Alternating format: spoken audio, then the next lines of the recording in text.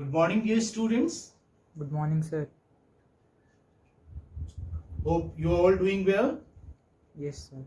Okay, today we shall discuss English language teaching methods, and this comes under ELT, English language teaching. We have deliberately kept this unit in your syllabus because it is assumed that most of you would take teaching as your career. So these methods and approaches that we are going to discuss are going to help you in your teaching career. We shall start with the translation method because this is the oldest method, and that's why it is called as the classical method of English language teaching. Is considered to be the oldest, not as far as English language teaching is concerned, but in fact, I must say that irrespective of any language, if anyone wanted to learn any foreign language, then he or she would resort to this method, or say learn the foreign language through the translation method. However, there are many methods. Now there have been improvements over the methods, like this one is the oldest. We have the direct method, we have audiolingual method, we have different approaches also, like situational approach, we have communicative language teaching as well. We shall take them up one by one, but now we begin with the translation method. Now, as the name suggests, translation, so you can very well guess that this is about translation method. That means the English language is taught through translation. This can be assumed, like you can very well guess, this is the method of English language teaching. Here, we are concerned with English language teaching only, ELT. We are not concerned with other languages like Arabic, Persian, Sanskrit, French, or Spanish for that matter. We shall talk about only English language teaching. So this is translation method. So you can assume, as I was saying, that here English is being taught through translation.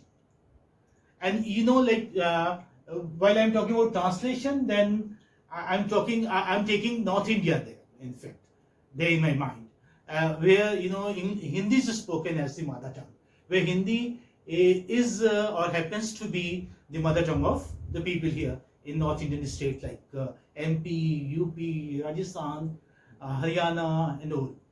Okay. So we begin with the translation method. Is this fine? Yes, sir. Okay. Sir, I have a question. Is there any perfect method for teaching English? Okay, you are asking me right in the beginning. In fact, I thought, we would discuss all the methods, and then I would be asking which method do you find as the perfect method. Okay. Before we come to the translation method, we can discuss if there is any perfect method of English language teaching. This is your question? Yes, sir. Okay. In fact, I must say that there is no perfect method of teaching English as a second language. And so it will be wrong for any teacher to adhere to one method or the other method and be dogmatic. Because all these methods, whether it is translation method, bilingual method, or direct method, they all have their demerits. So we cannot stick to any one single method and be dogmatic. Okay? Hence our approach in this regard should be eclectic and pragmatic. We should be practical. If you think that this method suits our students, then we should adopt that method. Isn't that? Like, if you think that my students can understand through direct method, then I would say that direct method is the best method. But if I feel that my students are not that good at English, if I teach them through direct method, they won't understand, then what should I do? I should teach them through translation method or through bilingual method. So a good teacher cannot sell his freedom and be a slave to any method, whatever be its merits. All methods have their merits and demerits. Even if there are a number of merits of any method, that doesn't mean that you just adhere to that particular method. So a teacher should select features of any method which he finds effective in particular circumstances. Circumstances, matter a lot. Suppose you are teaching in a, say, in a school of rural background, there you cannot teach through direct method. Why? Because the students are not that good at English. So you have to, in fact, follow the translation method there. And suppose you're teaching in some public school or some, good university where students are good at English, who can communicate well, who understand English very well, then you can follow the direct method. Again, I would say that adapt, don't adopt. Just remember this phrase. Adapt. Okay, don't adopt. Like we shouldn't adopt any single method, any particular method as the ultimate method. No method is ultimate method, in fact. So adapt. We should adapt the method according to the circumstances, the kind of stuff we have, the kind of students we have there in our classroom or there in the college or the university that we teach in. So what should be our criterion? Adapt and don't adopt. This is what a teacher should do. Now, I shall be telling you, in fact, a few tactics also of good teachers, because you are all going to be teachers in future. You are all would be teachers. So, now we have a kind of rapport. You are senior ones. You will soon be stepping into the practical life. So, I should be discussing how can you make yourself a good teacher. Okay. So, there are a number of factors which affect our choice of material and techniques. Like such factors may be the objectives of teaching English. What is the objective? Are you teaching, parts of speech, or say prepositions, articles for that matter? Means the objectives. What objectives do you have of teaching English? Or say the class from which your teaching is started. Because like some of you would like to teach in primary school, some of you would go to school, some of you would make PGT teachers, like TGT, trained graduate, PGT, postgraduate, and some of you become lecturers in the colleges and universities. So it depends, the class from which the teaching is started. Your teaching varies from class to class. It's just not the same. When you teach young students, then your teaching is different, and when you teach senior ones, the way I'm teaching, my teaching is different. Now, I can in fact follow or adopt the direct method, and I must. Why? Because you are senior students, and it is expected of you that whatever I teach in English, you would understand it. I hope you won't expect me to speak in the mother tongue. But suppose you are teaching the young ones in a rural background school, then you need to follow the translation method or the bilingual method. And even the age, the ability and capacity of students also matter much. Age, I said, the ability. Some students are good at English. They are, they have got a good grasp. They easily follow. So you have to keep the capacity also of your students, the ability of your students. And even ability and training of the teacher also matters much. Like some students, who are taught through Hindi medium, they themselves have a very shaky foundation of English. They themselves, are not good at communicative skills. They cannot speak well. So here I must say that ability and training of the teacher also matters much. If you cannot yourself speak English, then how are you going to impart knowledge through English, through the direct method? And besides that, the availability of aids, like we have audiovisual aids. If you have audiovisual aids available in your schools or in your colleges, then you can take resort to audiovisual aids. You ought to use, you must use. Even the size of the class matters. Here, as far as translation method is concerned, you can have a big class.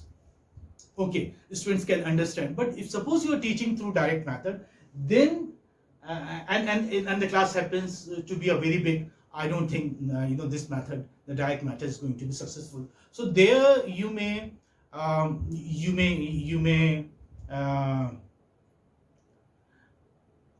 like if the class happens to be big, then you need to teach through translation method. If the students aren't that good at English, but if you have a small class, because in direct method, one-to-one attention is required. One-to-one attention is required. You can give that one-to-one attention only when you have a small number of students in your class.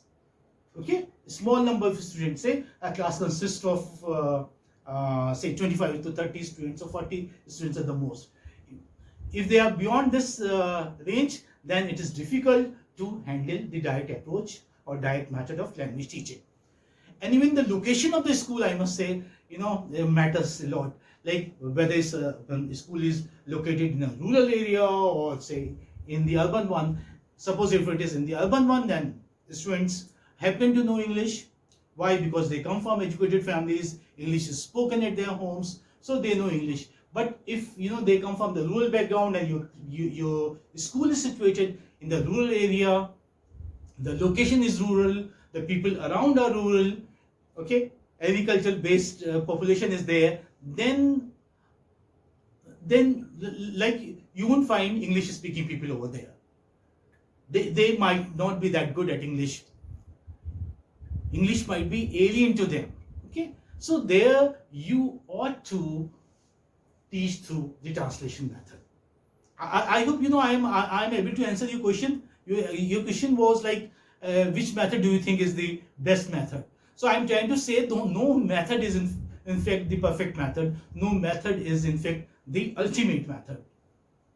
Our method of teaching will differ accordingly as we are teaching English to say 7 years old student, 11 years old student, or say 23 years old student, the age group you are in. Okay, we have here students from say 21 to 25 years of age. So it also depends, like the age group that you are teaching. Now, since you are the mature ones, so I can handle the topic in English. Means I can follow the direct approach. Not only that, I can discuss even difficult topics, philosophical topics for that matter. Why? Because you are quite mature and you can easily comprehend that. So methods that may be successful in highly technologically advanced countries like Japan, America, or say England, may not be that suitable in India, because we lack gadgets. We do not have gadgets. Even in our college, in our university, we don't have gadgets available there. And even if we get the gadgets, there is nobody. We do not have say technical personnel to handle them. They are not available. We keep asking our principal or the vice chancellor that please make these aids available, or please make the people, the technical staff available, but they don't listen to it. And that is why even if you get them, you are not able to use them. So one should know how to use the technical gadget also, audiovisual aids and all. The social background also poses language learning and teaching challenges. Social background, yes, if students come from say educated background, for example, if they are from the urban background, then they understand English, whereas if they come from the rural background, if they do not come from the educated, if they do not have educated parents, if the parents are illiterate, if the parents are not educated, then you cannot follow the direct approach of English language teaching. I'm talking about the initial stages. Later, in the say senior stage, at your stage, we ought to follow the direct method of English language teaching. For instance, students in rural areas who have no opportunity to listen to spoken English or have no access to the internet are at disadvantageous position as compared to the urban students. Like our students, since you are all urban students, our college is situated in the city, and the city is quite advanced, so you have access to the internet, and you have gadgets available there in your college and the department, so we can make use of that. So it all this also varies.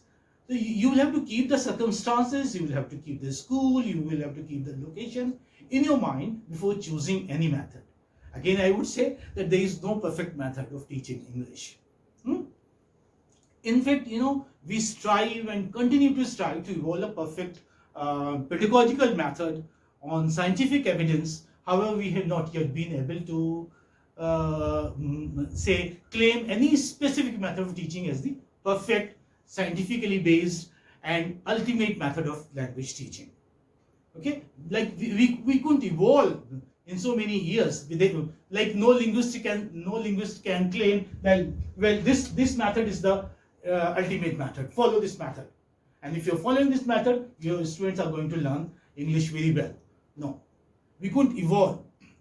There isn't any perfect method. Every method has both merits and demerits. Therefore, the best method is one which is neither teacher based. Some methods are teacher based, where teacher is active. For example, the translation method. This method is teacher based. Why? Because teacher is active and the students are just the passive listeners. Whatever teacher teaches them, they listen to him, they follow him. So this is teacher based method. And as far as direct method is concerned, I would say that it is learner based, or say situational approach to teaching, or audiolingual approach to teaching, or an oral approach to language teaching, a communicative language for that matter, communicative language to teaching. All these approaches and methods, they can be called they can be called student centered methods. Why? Or they can even be called the interactive methods. So what I was trying to say, the method shouldn't be neither teacher based nor student centered, but learning centered, where learning is important, where students can learn in a better way.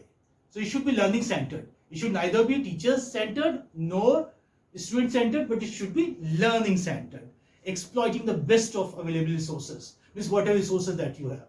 And if you don't have the resources, then you should try to give the best of your experiences, your teaching to your students.